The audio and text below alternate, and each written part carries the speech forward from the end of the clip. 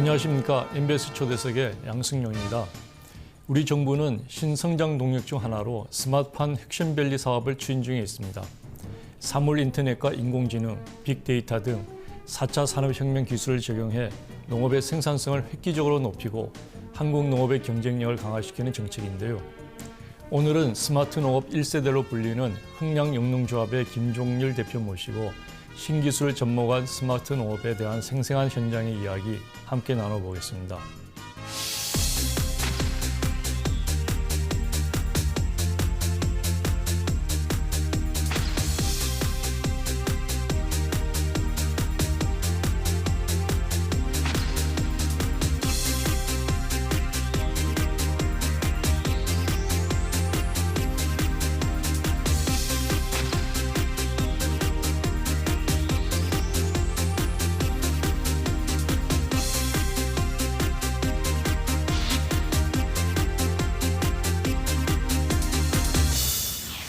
예, 오늘 스튜디오에는 흥량영농조합의 김종률 대표님 모셨습니다. 대표님, 요즘 농사재 바쁘실 텐데 이렇게 나와주셔서 감사합니다. 네, 감사합니다. 공흥에 위치를 하고 계시죠? 네네. 예, 흥량영농조합이 유리온실 시설로 굉장히 유명하던데요. 네. 유리온실의 규모가 어느 정도가 되고 또 재배하는 장목, 또 수확량 이런 걸 좀 소개를 해주시죠. 거의 한 6헥타 정도 되고 토마토 예. 파프리카를 약 반반, 한 3헥타 정도씩 재배를 하고 있습니다. 연 생산량은 파프리카가 한 800톤, 토마토가 한 1,300톤 정도를 생산하고 있습니다. 1,300톤이고요. 예. 그렇게 되면은 이게 매출로는 어느 정도가 되는 건가요? 매출 규모는 한 28억에서 한 35억 정도로 왔다 갔다 28억에 합니다. 30억. 예. 그게 이제 시세에 따라서 예. 차이가 나는 그렇죠. 거예요. 예. 예, 최근에 제가 듣기로는 그 시설 규모를 좀 늘렸다 이렇게 들었는데 어느 정도 규모로? 3헥타 정도로 늘릴 계획입니다. 아, 그럼 현재 6헥타르인데 예, 한 예. 50% 정도 확장을 예, 하는 예. 거네요. 지금 토마토 파프리카를 이제 주 작목으로 하시는데 출하는 어디로 주로 하시는가요? 대일 수출 위주 파프리카 농업을 하고요. 예. 토마토는 농협 하나로마트로 거의 전량을 출하를 하고 있습니다. 아, 그렇군요. 네. 수출을 하는데 특별한 뭐 어려움은 없으신가요? 뭐 큰 문제는 없고 일본 바이어 측이 워낙 까다롭다 보니까 그 기준에 맞추기가 상당히 어려움이 있지만 큰 문제 없이 극복을 하고 있습니다. 그러시군요. 네네. 예. 아까 파프리카 생산은 이제 전액 일본으로 수출하신다고 했는데 그 수출하는 과정에서 뭐 수출 보험이라든지 또는 수출 시장 마케팅이라든지 뭐 이런 지원은 혹시 있는가요? 이제 지자체에서 지원해 준 경우도 있고 유통공사에서 지원해 준 경우가 있습니다만은 예. 저희들 농민 입장에서 굉장히 도움이 됩니다. 그리고 전문 수출업체인 저희들은 농협모임을 통해서 수출하기 때문에 예. 상당히 안정적으로 아, 꾸준한 거래를 할 수 있는 것이 예. 항상 감사하게 생각하고 있습니다. 예. 우리 대표님께서는 원래는 그 농산물 가공 수출을 주로 하셨다고 들었는데 어떤 네. 계기로 그 첨단 원예 농업 유리온실을 하게 됐는가요? 대학을 졸업하고 회사 생활도 좀 하고 이 80년대 초반에 농수산물 가공 수출을 하던 중 그 당시 농촌을 가보니까 기계화 초기가 돼서 많은 농기계 자동화 시설이 들어오고 있었어요. 그래서 예. 농업도 기계화가 되면 충분히 생산이 있다 보고 아, 투자를 하기 시작했고 농장을 확장하여 제가 소유하고 있는 토지부터 기계화가 가능하도록 자체적으로 경지정리를 했어요. 예.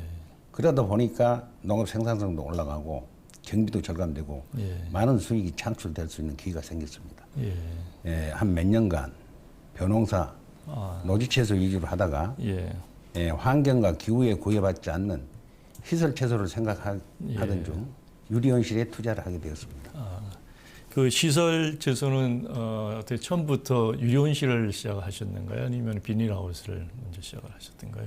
그 당시 6월 협상이 시작될 무렵이었는데 아, 86년. 결국 외국 농산물하고 수입하기 위해서는 최첨단 시설이 돼야 되지 않냐 싶어서 예. 첨단 유리온실 시설을 계획하게 됐던 것입니다. 아, 그러셨군요. 예. 그 특별히 고흥이 그 시설원에 또는 그 유리온실에 적합한 지역인가요? 고흥의 기후는 전형적인 해양성 기후입니다. 예. 겨울철에는 내륙지방보다 한 2도씩 높고 예. 여름철에는 시원합니다. 한 2도씩 정도 낮고 예. 전국 최대 규모 일조량을 자랑하는 곳입니다. 또 그러고 그렇군요. 예. 우리 투자에서 제일 중요한 토지값이 저렴합니다. 아주 땅값이 싸기 때문에 예. 초기 투자하는데 큰 무리가 없는 곳이 공입니다. 지금 그 시설이 위치하고 있는 데가 그 간척지라고 네네. 들었는데 예. 맞습니까? 예. 근데 이 간척지에 대해서는 이제 일종의 선입견들이 있을 것 같은데 당시 그 간척지에 유리온실을 짓는다고 했을 때 우려나 뭐 말리거나 뭐 이런 것이 없었습니까? 제가 간척지에다 유리온실을 진다라니까 네. 우선 나 가까운 분들이 전체 모든 분들이 반대를 했고 내 주위에 있는 분들이 심지어 집에까지 쫓아오셔가지고 예. 그 간척지 더군다나 염전인데 예. 농사가 되겠냐 그 무리한 일을 한 것 아니냐 뭘 잘못 생각한다 예. 그래 충고 아닌 충고를 많이 들었습니다. 그랬는데 그것은 다 기우였습니까? 그렇죠. 그걸 어떻게 그 염전이었는데도 수확량이라든지 이런 것은 큰 문제가 없었고요. 이 양액지의 그 특성상 토양하고는 전혀 관계가 없는 것이 유리온실이 하나 그렇군요. 특징입니다. 자, 그래서 유리온실을 이제 노하우를 배우려고 이제 찾아오는 분들이 많이 계시고 그래서 아낌없이 또 기술과 노하우를 전수해 준다 이렇게 들었습니다. 주로 어떤 분들이 찾아오시고 그분들한테는 어떤 얘기, 어떤 기술들을 주로 전수를 해 주시는가요? 시대별로 상당히 차이가 있습니다. 예. 우리 유리온실 초창기에는 단지 유리온실이 주위에서 없기 때문에 구경하기 위해서 단순히 예. 보는 거에 만족하기 위해서 찾아온 분이 대부분 있는데 예. 지금 현재는 청년농이랄지 창업을 하신 분들이 굉장히 많이 찾아옵니다. 예. 그래서 그분들한테 내 온실 시공 과정이랄지 시설 문제 또는 운영의 노하우에 대해서 많은 도움을 주고 있는데 예. 사실 그분들한테 도움을 받는 것도 더 많습니다. 그분들이 그렇습니까? 예. 각 분야에서 굉장히 활발히 활동한 분들이 많습니다. 심지어 뭐 전기 전문가도 있고 제어 전문가, 건축 전문가, 농업 관련 기관 단체에 근무하신 분도 있기 때문에 예. 그 분야에 대해서 그분들한테 도움을 많이 받고 또 나도 최대한 데 가르쳐주다 보면 그분들도 열과 성을 다해서 저한테 모든 노하우를 제공해 주려고 노력을 많이 하고 있습니다. 그렇군요. 예. 서로 기술이 서로 융합이 되고 또 이제 서로 이렇게 주고받고 이렇게 해야 더 기술이 더 꽃피울 수 있다 이런 말씀이시네요. 그렇죠. 어떻게 보면 서로가 윈윈하는 거죠. 예, 서로 윈윈할 수 있게. 예. 그 국내뿐만 아니라 그 최근에는 중국이나 몽골 등지에서도 뭐 벤치마킹 또 기술 전수를 위해서 오시는 분들이 많다고 들었는데요. 우리나라 농민의 수준은 저희들은 그렇게 못 느끼지만 외국에서는 세계적으로 생각합니다. 예. 더군다나 국내 컨설턴트 중에서는 우즈벡이랄지 러시아, 심지어 일본, 몽골, 필리핀, 베트남까지 가서 컨설팅에 종사하신 분도 계시고 그렇군요. 스마트팜 기술 전수를 하기 위해서 예. 각 나라를 방문해 가지고 지금도 지도한 분들이 많습니다. 예. 그리고 저 같은 경우에는 몽골이랄지 러시아에서 투자를 해주라고 찾아온 경우가 몇 번 있었어요. 예. 근데 그 나라 그 소비 시장이랄지 그 나라 그 노동 환경이랄지 인력 시장을 볼 때 좀 어려운 점이 많이 있어서 예. 못 하고 있습니다. 대표님 말씀을 들어보면 쉽게 이렇게 뭐 유리온실이 성공한 것처럼 들리지만 실은 우리가 UR 이후에 유리온실 사업이 굉장히 많았고요. 많은 유리온실 사업들이 실패로 끝이 났었거든요.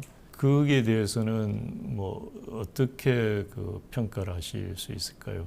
정부가 6월 합상을 하면서 농업 경쟁력 제고 차원에서 유리온실 사업을 시작을 했습니다.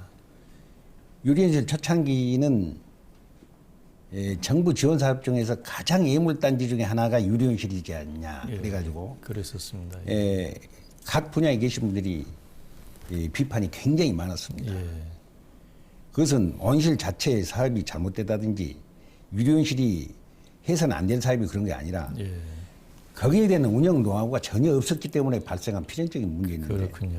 그 많은 농민들이랄지 많은 전문가가 그거에 양성되어가지고 지금은 유리온실이 우리나라 수출 농업부 천병 역할로서 어떻게 보면 효자 산업 중에 하나가 유리온실입니다.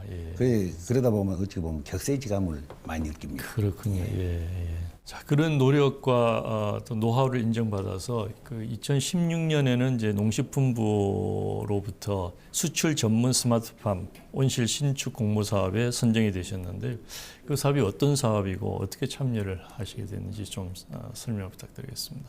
수출 전문 스마트팜 사업은 말 그대로 수출 농가에게 더 많은 수출을 하도록 예, 정부에서 도와주는 차원에서 그 사업을 제공하는 사업입니다. 그래서 저희 같은 경우 이 고흥군에서 응모했는데 다행히 선정이 돼가지고 지금 사업을 진행하고 있습니다.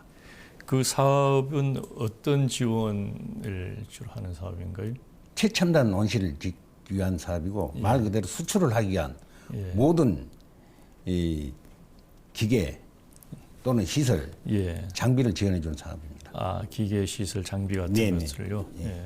그 지원 조건은 어떻습니까? 뭐 보조 50%, 자부담 50% 해가지고 지원합니다. 그건 상당히 좀 도움이 될 것 같으네요. 네, 그렇죠. 그래서 그 수출 전문 스마트팜으로 지정을 받아서 지금까지도 어떻게 진행이 되고 있는 겁니까? 네네. 지금 진행하고 있습니다. 예. 그 생산한 농산물을 수출하는 그것에 넘어서 혹시 그 스마트팜 기술 자체의 수출 가능성 이런 것은 없을까요? 이 자체 수출은 우리 농민의 능력으로 상당히 어렵고 저희 같은 경우 일본 농가에서 몇 번 견학을 왔어요. 그래서 저희들한테 기술 지도를 해주라 해서 뭐 제 능력이 한계 밖이라서 내가 충분히 설명을 해주고 다음에 기회가 나면 그쪽에 가서 지원을 해줄란다. 내가 아는 한 이 모든 것을 제공해주고 해볼란다. 그러고 서로 상생을 한번 해보자. 그런 이야기를 한 일이 있습니다. 예, 그렇군요. 최근에 그 고흥군에서 스마트팜 핵심밸리 사업을 이제 선정이 되셨는데 그 지원하게 된 동기라고 할까요? 그리고 어떤 사업을 지금 주로 하게 되는지요? 스마트팜 혁신밸리 사업을 오해하신 분들은 가장 첫째, 과잉 생산에 대해서 어떻게 책임을 질 건가 그런 생각을 하는데 스마트팜 혁신밸리는 생산단지가 아닙니다. 어찌 보면 연구소 개념으로 접근해야 됩니다. 저희가 이 스마트팜 혁신밸리한 위치한 동기가 저희가 직접 농사를 짓다 보니까 현장에서 해결하지 못할 기술적인 문제랄지 여러 가지 어려움이 있어요. 그런다고 저희들이 뭐 연구소를 만들 수도 없는 거고 그래서 연구소 개념의 교육, 실증, 단지를 만든 것이 혁신밸리 사업이라고 생각합니다. 그리고 부차적인 사업 하나가 뭐냐면 청년농을 육성하여 청년농으로 하여금 창농, 즉 온실을 시설한 뒤 농업을 생산할 수 있는 뭐 시설한다니 그런 것이 하나 목적이고 창지, 그분들이 농장 관리인이랄지 농업 분야의 관리자로서 양성하는 것이 두 가지 목적입니다. 그래서 후배 농업인을 육성하는 것이 가장 큰 목적 중에 하나라고 생각합니다. 그렇군요. 대표님은 농업인으로서 이 혁신밸리 사업에 어떤 바람을 가지고 계신지요? 혁신밸리는 말 그대로 집적화된 사업입니다. 산학연이 합동하여 농민들이 해결하기 어려운 연구 중심의 단지를 육성하여 청년농을 유치하고 기업체를 유치하여 새로운 농업기술을 농민들한테 신속히 전해주고 청년농을 양성하여 그 청년농으로 하여금 창농, 창직을 하도록 해주고 기업체를 유치하여 수출 농업을 할 수 있는 기자재 생산을 육성하기 위한 그런 종합적인 사업입니다. 고흥군의 이제 스마트팜 혁신밸리에서 우리 김종률 대표님 또는 흥양영농법인은 어떤 역할을 하게 될까요? 저희들은 단 농민의 한 사람으로서 거기에서 해결하지 못할 농업 현장의 목소리를 농민과 행정당국 중간에서 전달해주고 또 농민들이 해결할 수 있는 방법을 전달해주고 또 그 행정당국에서 농민들한테 할 수 있는 것, 농민들이 현장을 몰랐던 것을 저희들이 정보를 제공해주는 그런 역할을 하고 있습니다. 그동안에 축적했던 경험과 노하우, 또 기술 이런 것들을 서로 공유하고 확산하는 그런 역할을 하시는 거네요. 이런 질문은 좀 어려운 질문이 될 수 있겠습니다만은 우리 대표님께서는 우리 농식품부 농정을 점수로 매긴다면 몇 점을 주실 수 있을까요? 점수를 매기기 전보다 제가 느끼는 것이 있습니다. 우리나라 농업이 현장이 자꾸 도외시 되지 않냐. 학계는 학계대로, 연구회는 연구회대로, 관은 관대로 현장 농민들의 목소리를 좀 더 경청을 해가지고 예. 현장에서 이용하고 적응할 수 있는 기술 개발되고 연구도 좀 해줬으면 좋겠지 않나 그렇게 생각을 많이 하고 있는데 예.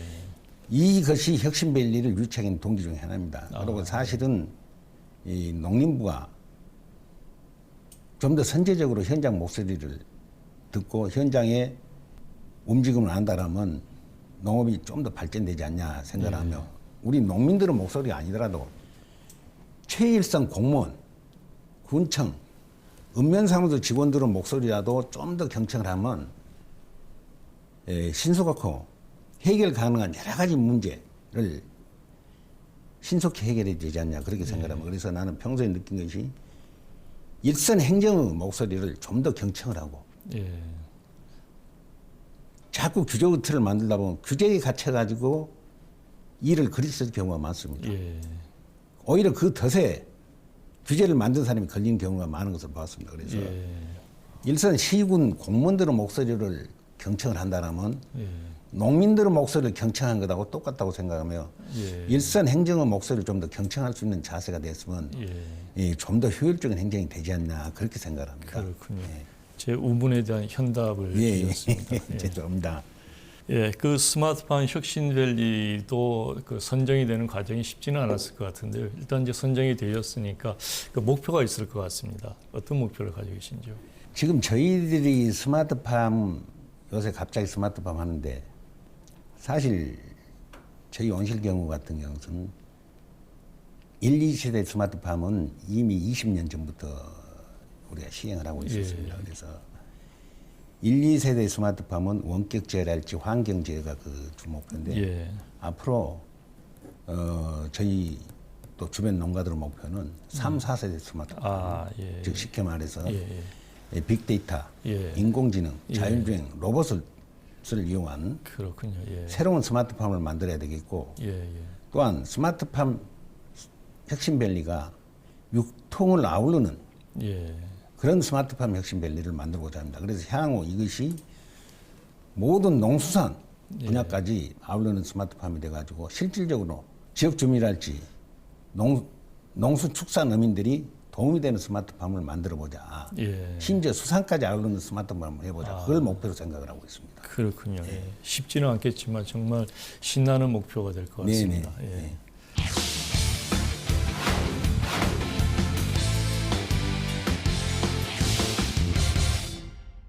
그 유리온실에서 이제 작물 재배로 성공을 거두기까지 아마 여러 가지 어려움이 있었을 것 같은데 특히 그 간척지에 이제 온실을 짓기 때문에 이렇게 뭐 집안이 침하한다든가 그런 일이 있었다고 들었습니다. 네네. 그때 뭐 상황을 좀 설명해 주시죠. 2헥타 규모 기초가 전부 끝나고 이제 홀가분한 마음으로 한 열흘 정도 쉬었다가 저희들이 이제 골조를 세우려고 계획을 하고요. 정밀 집안에 대해서 조사를 하니까 침하된 부분이 있어요. 그래서 전문가 진단을 받으니까 연약 집안이기 때문에 도저히 이 추가 공사를 진행하기 어렵다. 집안 보강을 해야 된다 그래서 파일 공법을 해가지고 공사를 끝냈습니다만은 그 당시 연약 집안이고 재시공해야 된다는 말을 듣고 이제 일단 전부 철거를 했어요. 그러면서 불확실성이 제거되니까 오히려 용기가 나고 홀가분하면서도 전혀 이 사업에 대해서 걱정 자체가 사라졌습니다. 그리고 이것을 반드시 끝내야 되겠다는 의지가 생겼고 더군다나 농협, 군청, 농어촌공사 등 주위에 많은 분들이 도움을 줘가지고 원활하게 끝낼 수 있었습니다. 단 기간은 1년 계획했는데 한 2년 정도가 걸렸습니다. 그렇군요. 그러면 그만큼 비용도 많이 들었을 텐데요. 그렇죠. 비용도 많이 들었습니다. 이후로는 뭐 집안 침하 이런 일은 발생하지 않고요. 그렇죠. 그 당시에 아주 확실하게 잘 마무리를 했겠네요.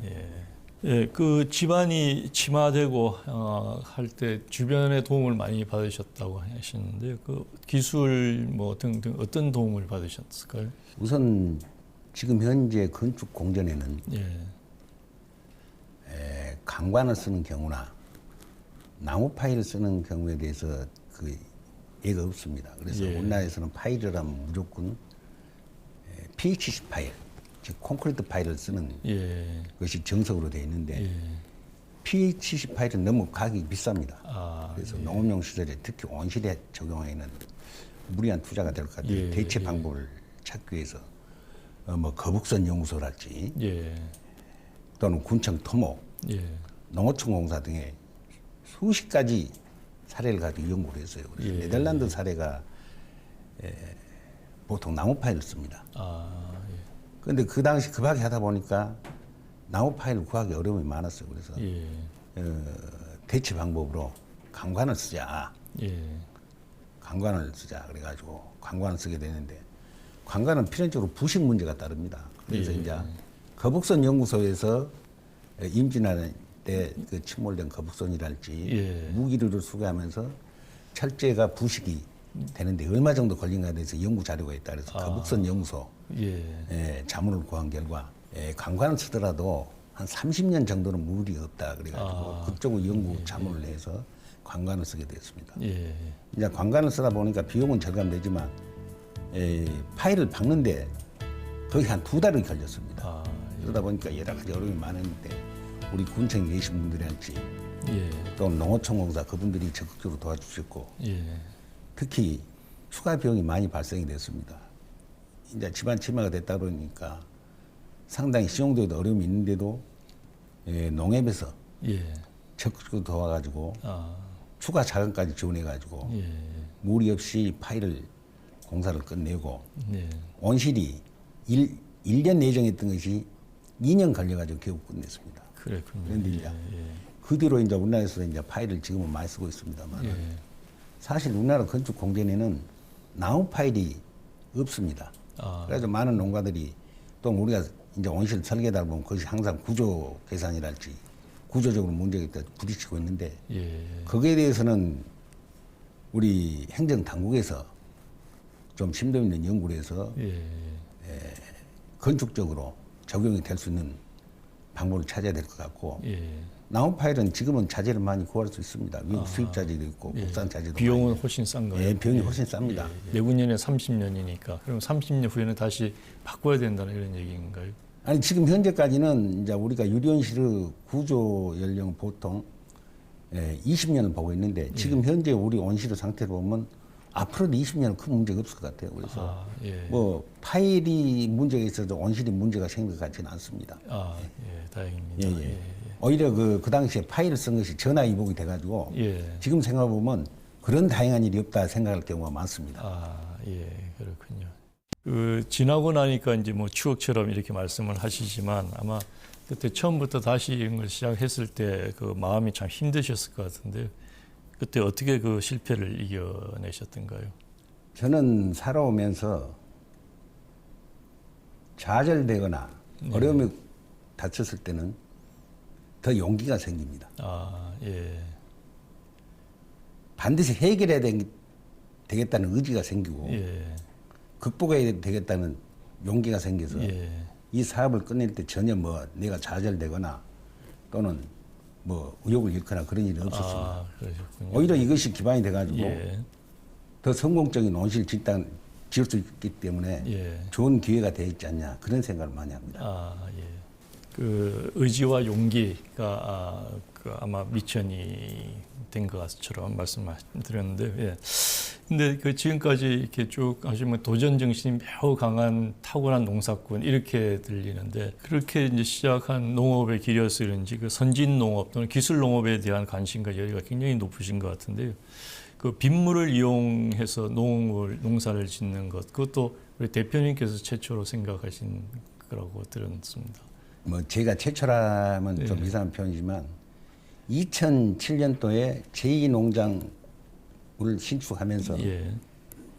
그래서 근본적으로 그 간척지 때문에 항상 물 문제가 봉착이 될 수밖에 없어서 그렇겠네요. 예. 그래서 제가 네덜란드를 가보니까 네덜란드는 지금 현재 거의 전 농가가 빗물을 활용을 하고 있는 것을 그렇습니까? 제가 예. 목격했어요. 그래서 저희들도 빗물을 한번 써보자. 그래서 예. 2007년도에 이 농장을 신축할 때 빗물을 처음으로 도입을 했습니다. 그래서 예. 한 깊이 한 4m, 예. 가로 세로 20m, 한 50m 정도 해서 빗물 저수조를 신설했어요. 그래가지고 지금은 빗물을 거의 한 60% 정도는 빗물을 쓰고 아, 그렇습니까? 나머지 부족분은 한 40% 예. 지하수를 쓰고 있는 실정입니다. 예. 그리고 지금 현재 우리나라에서도 빗물을 많은 농가가 지금 사용 중에 있는데 특히 내륙 지방이라도 지하수가 풍부하지만 양액재배 부적절한 물이 많이 있습니다. 예를 들어 중탄산이 많다든지 나트륨이 많다든지 그런 지역에서는 빗물을 앞으로 써야 되지 않냐 그렇게 생각하고 우리나라도 어찌 보면 물 부족 국가입니다. 그래서 그렇죠. 빗물을 활용할 수 있는 그런 농업이 많이 도입돼야 되고 빗물에 대한 연구가 좀 더 많이 이루어져야 될 것 같습니다. 예. 그리고 저희들은 빗물을 바로 쓴 게 아니라 예. 우선 여과를 합니다. 1차 여과를 해가지고 예. 여과 과정인 물을 UV 살균을 해가지고 예. 그 물을 양액재배용으로 지금 쓰고 있습니다. 그래서 그렇군요. 향후 우리 공망 간척지를 이용하기 위해서는 더 많은 빗물을 이용할 수 있는 시설을 도입해야 된다 생각하고 예. 지금도 농가들이 많이 저한테 견학을 옵니다. 그러면 빗물 사용에 대한 노하우랄지 시설 방법에 대해서 여러 가지 이제 조언을 해주고 있습니다만은 사실 초기 투자비가 좀씩 듭니다. 그래서 그 문제도 해결돼야 될 문제일 것 같고 우리나라에서 빗물 사용의 좀 문제점은 뭐냐면 우리나라가 계절적으로 여름철에 강수량이 집중이 됩니다. 그래서 그렇죠. 연중 골고루 좀 온다면 좀 더 효과적인 이용이 가능한데 그게 좀 아쉬운 대목입니다. 그렇군요. 예. 빗물을 60% 사용하시면 생산비를 절감하는 측면에서도 좀 도움이 되겠네요. 네, 그렇죠. 예. 그 비용으로 따지면은 어떻습니까? 다른 뭐 지하수하고 대비를 해서 비용은 큰 문제 차이는 없습니다. 괜찮군요. 그 투자비는 어느 정도가 드는 거 혹시 뭐 정부 측에서 지원이라든지 이런 것이 있을까요? 이제 지원은 안 받고 있습니다만은 저희들이 5천 톤 정도 하면 한 3억 정도 그런 비용이 추가 발생할 수 있습니다. 예. 그러니까 지금 5천 톤 정도면은 지금 6헥타르의 60% 정도를 활용할 수 있는 정도가 되는 거네요. 아니 추가로 5천 톤을 더 사용할 수 있게끔 증설을 해가지고 지금 만 톤, 최초에 5천 톤을 하셨고 그다음에 지금 현재 만 톤을 그렇죠. 만 톤이 됐죠. 이제. 그런 거 가지고 한 60% 정도 빗물을 사용하고 있습니다. 그렇군요.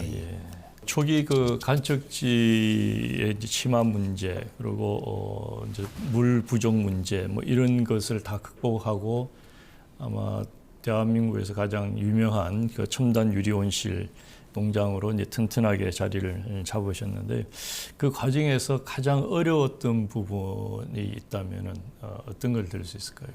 초창기에 원실을 시작을 하려고 보니까 국내가 전문가가 거의 없었습니다.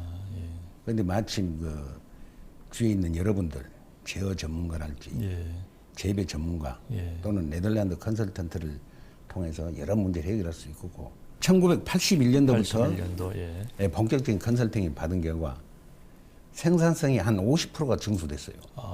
그렇습니다. 그래서 저희들이 컨설팅 비용에 대해서 상당히 비싼 걸로 생각하는데 사실 저는 컨설팅 비용이 제일 싸다고 생각합니다.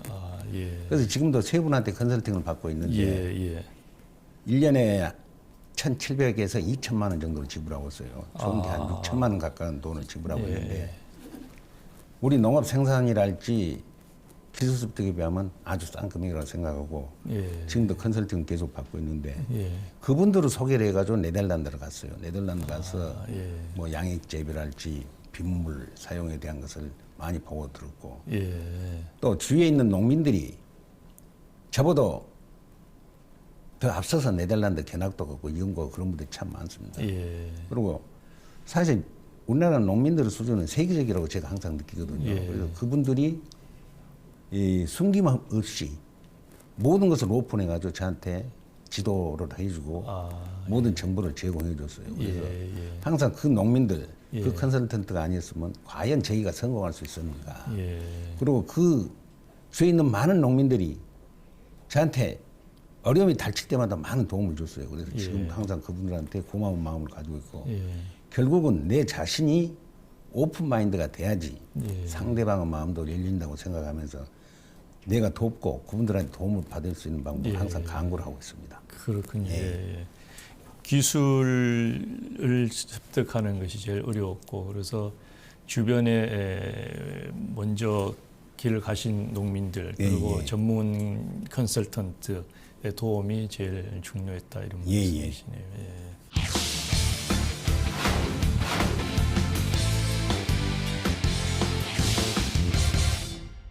그 여러 이제 그 후배 농업인들 또는 동료 농업인들이 이제 자문과 어떤 노하우를 받기 위해서 찾아오시는데 혹시 기억에 남는 그런 농업인이 있었던가요? 한 7, 8년 전입니다.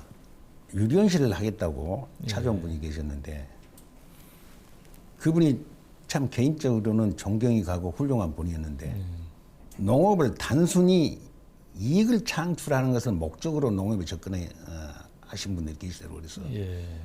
농업은 단순히 이익을 창출한 게 아닙니다. 예. 지역 주민들과 아울러서 더불어 잘 사는 방법을 같이 강구해야지 당신도 성공하고 예. 지역 주민들도 성공할 수 있는 방법이 나올 겁니다. 그런 충고를 한 적이 있는데 안타깝게도 그분이 너무 전문가이기 때문에 예. 다른 사람 충고를 안 듣더라고요. 그래서 결국은 어려움에 봉착한 경우를 봤는데 예. 우리 농업인의 자세는 항상 열린 마음으로 남의 말을 경청을 해야 됩니다. 예. 그리고 다른 사람 이야기가 틀렸더라도 듣는 마음의 자세를 가지고 있고 그분들 이야기를 현장에 적응하려고 노력을 하면 나는 성공한다고 봅니다. 그래서 예. 항상 내가 강조하는 것은 듣는 마음을 갖춰라. 예. 남을 이해해라. 예. 오픈 마인드가 첫째다. 예. 그런 이야기를 주의하고 있습니다. 예. 애초에는 이제 농업을 시작하신 것이 아니고 다른 이제 분야에서 사업을 하시다가 이제 농업 쪽으로 시설 농업 쪽으로 전환을 하셨는데 혹시 그런 그 전환에 대해서 후회는 없으신가요? 제가 제조업을 하다가 농업을 하니까 예. 아주 편했습니다. 다른 제조업 분야도 우선 경쟁이 치열하지 않았고 예. 자연은 솔직합니다. 예. 우선 거짓이 없고 내 노래가만큼 내가 투자한 만큼 소득이 보장되는 건 농업이었습니다. 예. 1980년 초만 해도 지금같이 수입 농산물이 범람하고 그런 시대가 아니었습니다. 그렇죠. 그리고 농산물 가격이 어느 정도 보장이 되었고 예. 생산만 많이 하면 무조건 돈이 되는 그런 시대였는데 예. 지금은 안타깝게도 그렇지 못해서 좀 어려움이 많습니다만은 예. 그 당시 농업에 투자하면서 내가 느낀 것이 그겁니다. 우선 농업이야말로 앞으로 투자할 가치가 충분히 있다고 느꼈는데 지금도 그것은 후회를 하지 않습니다. 그래서 농업인들이 갖춰야 할 자세 중 하나는 남보다 단 1분이라도 앞선 마음, 남보다 앞선 투자, 남이 생각 못한 연구에 대해서 많이 연구를 해야 되겠고 예. 일단 투자를 결정했을 때는 여러 가지 경우를 생각을 해야 됩니다. 첫째로 성공을 떠나서 실패할 확률에 대해서도 더 많은 연구를 해야 됩니다. 그렇군요. 예. 예를 들자면 배추 한 폭이 무 한 뿌리를 심더라도 실패할 수 있다는 것을 가정하에 우리가 농업을 해야지 예. 이걸 성공한다. 그런 무지갯빛 환상을 가지고 오면 결국은 실패가 필연적으로 따라옵니다. 그래서 예. 항상 대비를 하고 마음의 준비를 갖추고 투자에 대해서는 자기 책임하에 많은 연구를 첫째 해야 됩니다. 그래서 예. 그러기 위해서는 많은 분야에 대해서 공부를 하고 우선 많은 사람을 알고 많은 사람으로 조언을 받다 보면 나는 성공은 필연적이라고 생각합니다. 그렇군요. 우리가 너무 성공에 집착하다 보면 실패하는 확률이 더 많거든요. 예. 그래서 실패도 항상 염두에 두고 성공을 생각을 해야지 성공만 생각하는 그런 농업인은 있어서는 안 되겠다고 생각합니다. 아, 그렇군요. 예, 좋은 말씀이신 것 같습니다. 지금 하시는 농업을 혹시 자식에도 물려주실 생각이신가요? 우선 물려준다고 생각하기 전에 물려받을 사람이 첫째입니다. 예, 그렇죠. 물려받을 예, 사람이 원한다면 물려주는 거이고 예, 원하지 않으면 결국 다른 생각을 해야 되겠죠. 예, 예. 제가 거듭 우문현답을 듣는 것 같습니다. 예. 그 정부에서는 이 4차 산업혁명 시대를 맞이해서 이 스마트 농업에 큰 기대를 걸고 또 적극적으로 추진을 하고 있는데요. 그런데 이제 농업계 일각에서는 이 스마트팜에 대해서 우려의 목소리도 있는 건 사실이거든요. 그 먼저 길을 걸어보신 개척자로서 우리 대표님께서는 이 부분에서 어떻게 생각을 하시는지요? 이건 저 개인적인 생각입니다만 예, 예. 어쩔 수 없는 시대의 변화라면 우리 농민들은 받아들여야 하지 않냐 그렇게 생각을 하고 있습니다. 스마트팜이라는 것은 청년농과 기업을 육성한 사업이며 앞으로 농업은 스마트 팩토리 개념의 스마트팜이 되어야 되지 않냐 생각합니다. 1980년대 우리 농가 인구가 1,440만이었는데 지금 현재 250만 남짓밖에 안 됩니다. 그렇죠. 예. 그런다 그러면 결국 스마트팜이 대세야 되지 않냐. 예. 새로운 대안이 되겠고 예. 또 하나는 스마트팜은 옛날에 1960년대, 70년대에 절대 빈곤의 시대에 우리가 추구했던 생산성 향상 위주 농정이 아닌 생산성 향상과 아울러 생산비 절감 또한 안전한 농산물 생산이 목표가 되겠다고 생각을 합니다. 예. 그리고 IT 강국인 우리나라 기술력 정도면 충분히 스마트팜이 조기에 궤도에 올 것을 생각하고 이 분야에 대해서 많은 분들의 노력과 예. 농민들의 적극적인 동참이 이루어질 때만이 스마트팜이 성공하지 않냐 그렇게 생각을 합니다. 예. 정부의 어떤 지원 방향이나 지원 조건 이런 것들은 어떻게 뭐 충분하다고 생각이 되시는지요? 많은 농민들이 그 스마트팜에 대해서 이제 우려를 하는 대목은 예. 과잉 생산에 대한 그것 때문에 그런지 예. 다른 건 아닙니다. 그렇죠. 예. 그래서 정부에서는 과잉 생산에 대비한 농민들 소득을 향상시키는 거기에 대한 대책이 아울러 같이 진행돼야 되지 않나 생각하고요. 그렇죠. 예. 또 하나는 농민들도 스마트팜은 생산비 절감이 제일 큰 목적이라고 생각하고 접근할 필요가 있지 않나 그렇게 생각합니다. 첨단 기술을 활용한 스마트 농업을 이제 계획하고 꿈꾸는 후배 농업인들에게 충고랄까요? 당부 말씀을 해주신다면 어떤 것이 있을까요? 저희가 현장에서 접근하다 보면 젊은 청년 농들이 많이 찾아옵니다. 예. 그분들이 거의 전부가 성공 사례만 듣고 온 분들이에요. 아, 예. 그런데 스마트 농업이라는 것은 많은 자본이 필요합니다. 그래서 그렇죠. 예. 성공 사례뿐만 아니라 실패한 사례에 대해서 좀 집중적으로 연구를 해가지고 예. 어떻게 실패했는가 예.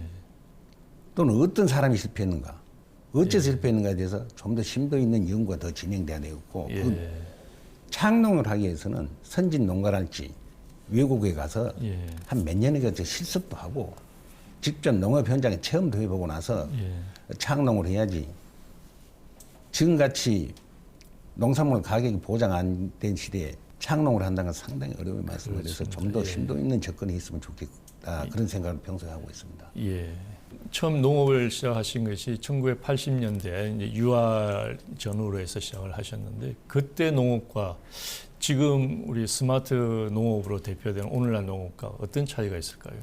1980년대 제가 농업을 처음 시작했는데 그 당시만 해도 지금같이 외국 농산물이 범람하는 그런 시대가 아니었습니다. 예. 그래서 그때는 오직 생산만 많이 하면 무조건 성공한 농민이 되었고 판매에 대해서는 전혀 걱정을 안 하는 시대입니다. 아, 그렇군요. 예. 그리고 그때는 고도 성장의 시기 때문에 시장도 계속 팽창이 됐었고 예. 소비자도 많은 욕구가 있어서 많은 소비가 이루어지는 그런 시대였는데 예.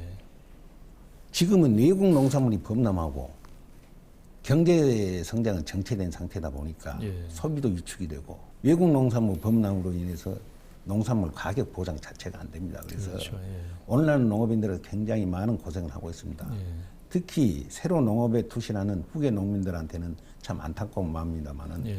거기에 대해서 내가 충분한 준비가 돼야 되지 않냐 그렇게 생각하고 우리 정부나 우리 지역 주민들 또는 행정당국에서도 후계 농업 육성에 대해서는 특단의 조치가 있어야 되지 않냐. 예. 즉 그분들이 자립을 하고 성장할 수 있을 때까지는 1, 2년이 아니라 장기간에 걸쳐서 컨설팅이랄지 예. 자금 지원이랄지 그 사람이 자립할 때까지는 적어도 몇 년에 걸쳐 단기나 일회성 지원이 아니고 장기적인 지원으로 접근해야 되고 오늘날의 농촌 문제를 증산이랄지 농업 소득에 의존하지 말고 예. 저소득 농민은 복지 문제로 해결하려고 노력을 하고 예. 성장 가능한 농민들은 농업 소득을 위해서 그분들이 자립할 수 있는 그런 두 가지 방향은 농정이 펼쳐져야지 농업 농촌이 안정화되고 우리 농업이 미래 가능하고 지속 가능한 산업이 되지 않냐 그렇게 생각을 하고 있습니다. 그 청년 농업을 육성을 해서 미래 농업을 대비를 하고 또 우리가 고령농에 대해서는 복지 농업의 네네. 차원에서 접근을 하는 투 트랙으로 가야 된다 이런 예, 말씀이시네요. 예, 잘 알겠습니다. 그 간척지 유리 온실에서부터 시작해서 이제 지금 스마트팜의 선구자로 지금 여러 가지 일을 해오셨는데요. 앞으로 또 어떤 꿈과 계획이 있을지 궁금합니다. 우선 전남 스마트팜 혁신밸리가 성공시키는 것이 가장 큰 목표 중에 하나고 이 사업을 통해서 청농용이 성공하고 농업 관련 기업체를 유치해서 일자리 창출과 농기자재를 외국 수출할 수 있는 기반이 마련돼야 되지 않냐 그렇게 생각합니다. 그리고 스마트팜이 원예 자체를 떠나서 노지채소, 과수, 축산뿐만 아니라 심지어 수산까지 확장할 수 있는 그런 계기가 마련돼야 되지 않냐 그렇게 생각하고 이 농어촌은 지금 구조적으로 어려움이 많습니다.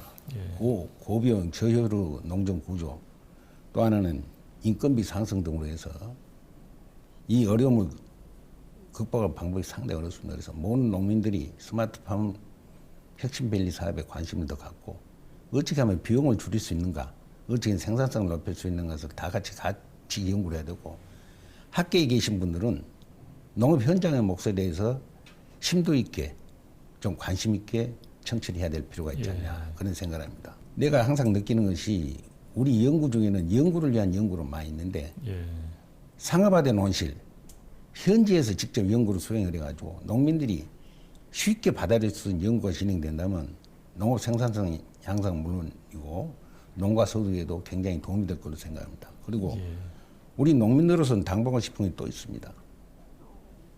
정부에서도 농업이 어려움이 무엇인가를 생각해야 됩니다. 돈만 많이 투자한다고 해서 농업이 어려움이 해결된 건 아니다고 생각하며 농민들이 현장에서 보고 듣고 연구하는 그런 농민을 양성할 수 있는 제도적인 뒷받침이 좀 마련돼야 되지 않냐. 현장 이주 농정, 현장 이주 농업 연구, 현장 이주 기술 개발이 절실히 필요하다고 생각합니다. 잘 알겠습니다. 지금 흔히 우리 농업은 백척간두의 위기에 서 있다 이렇게 얘기를 합니다. 우리 농업의 어려움이 우리 대표님 같은 선구자 또 스마트팜을 통해서 새로운 활로를 찾아갈 수 있기를 기대를 해봅니다. 오늘 장시간 말씀해 주셔서 고맙습니다. 네, 감사합니다. 우리 농업이 미래로 나아가기 위해서는 혁신을 통해 생산성을 향상시키고 새로운 아이디어로 농업의 경쟁력을 높여야 합니다. 정부가 스마트팜 정책을 추진하는 것도 바로 그러한 맥락일 텐데요. 그러나 무엇보다 중요한 것은 결국 사람입니다. 기존 농민들이 소외되지 않고 스마트 농업의 주축으로 자리 잡을 수 있도록 젊은 인재들이 농업에서 새로운 비즈니스를 만들어낼 수 있도록 정부 당국은 제도와 환경 조성에 힘써야 할 것입니다. 함께해 주신 여러분 고맙습니다.